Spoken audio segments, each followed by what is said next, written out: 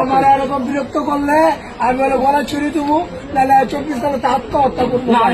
মধু ওই কিরে, ওই কিরে মধু মধু, ওই কিরে মধু মধু মধু, ওই কিরে ওই কিরে আল্লাহ মাল সেই মাল ওই কিরে আল্লাহ কাটছে মধু মধু মধু, ওই কিরে ওই কিরে আরে ওই কিরে মধু মধু। রোজা রসমালাই আছে, রোজার যারা রোজা রাখছে তারা খাইব রে, তারা যারা রোজা রাখছে।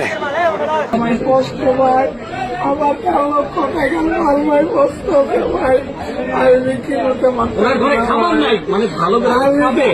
আমার 4 লক্ষ টাকার মাল ভাই, পয়সা গেছে ভাই, আমি বিক্রি করতে পারতেছি না ভাই, আমি কিভাবে চলবো ভাই, আমার পয়সা ভাই দেখেন, সেই ভাইরাল তরমুজ আলা আজ তার কি অবস্থা বর্তমানে।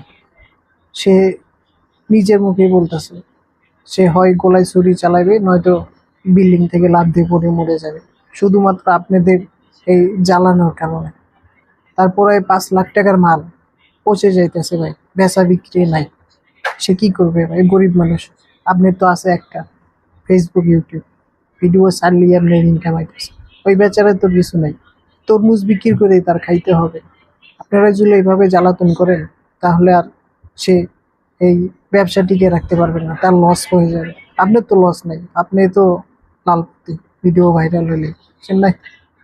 তো বেচারারে সুস্থ মতো পেশা বিক্রি করতে দেন, তাকে ভালো থাকতে দেন।